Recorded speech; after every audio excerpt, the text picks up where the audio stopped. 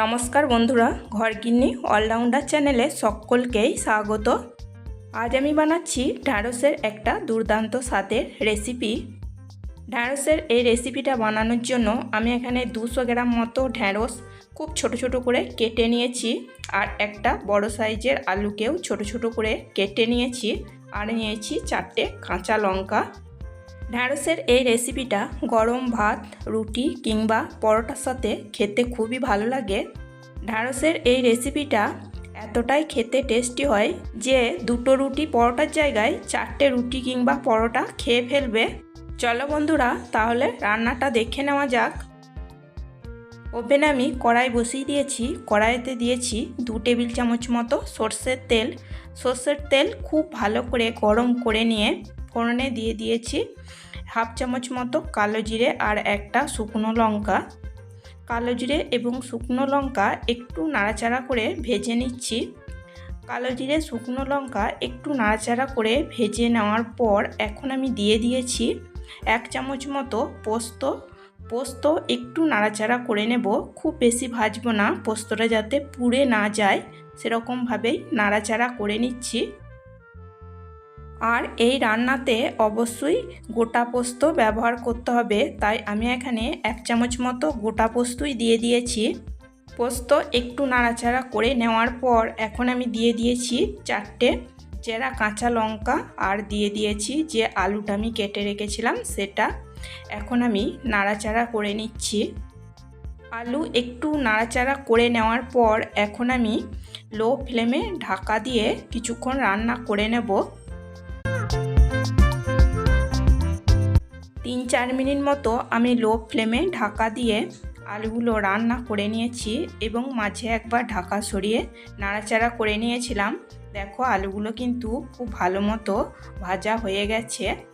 এখন আমি যে ঢ্যাঁড়সগুলো কেটে রেখেছিলাম সেগুলো দিয়ে দিয়েছি। ঢ্যাঁড়সগুলোকে আমি আগে ভালো করে জল দিয়ে ধুয়ে নেওয়ার পর কিন্তু কেটে নিয়েছি। ঢ্যাঁড়স কাটার আগে অবশ্যই জল দিয়ে আগে ধুয়ে নেওয়া দরকার। আর যদি ঢ্যাঁড়সগুলো জল দিয়ে ধুয়ে নেওয়ার পর একটা সুতির কাপড়ে ভালো করে শুকনো করে পুঁছে নেওয়া হয়, তাহলে কিন্তু ঢ্যাঁড়সগুলো কাটার পর ঢ্যাঁড়সের মধ্যে যে আঠালো ভাব থাকে সেটা কিন্তু আর থাকে না। ঢ্যাঁড়সও আমি আলুর সাথে একটু নাড়াচাড়া করে নিয়ে এখন আমি ঢাকা দিয়ে লো ফ্লেমে কিছুক্ষণ রান্না করে নিচ্ছি।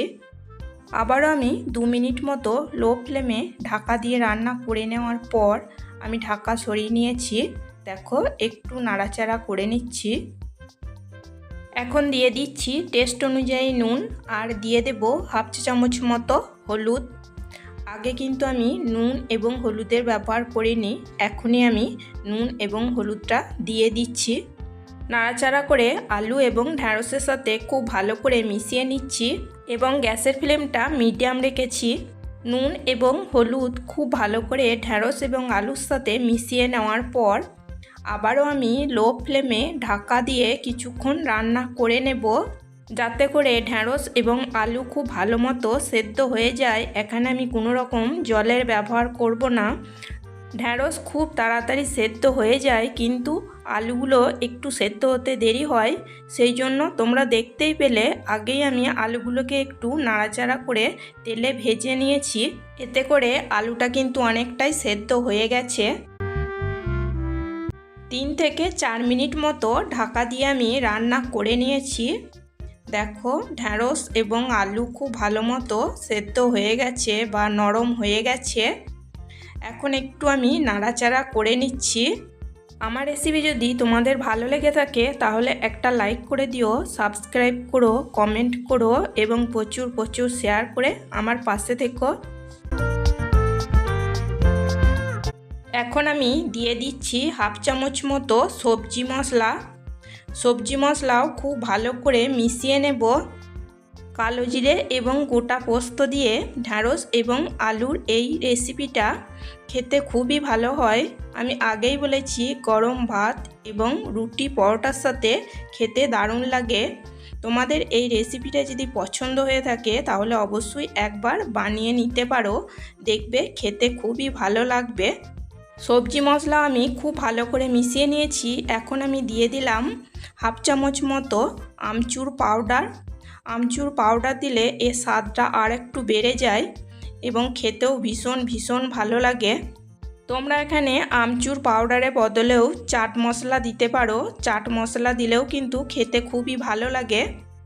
আমচুর পাউডারও আমি খুব ভালো করে মিশিয়ে নিয়েছি। ব্যাস তৈরি হয়ে গেছে কালো জিরে এবং পোস্ত দিয়ে ঢ্যাঁড়স আলুর ভাজা। আজকের মতো এই পর্যন্তই। আবার আসবো অন্য কোনো নতুন রেসিপি নিয়ে। সবাই সুস্থ থাকবে, ভালো থাকবে। চলো টাটা, বাই।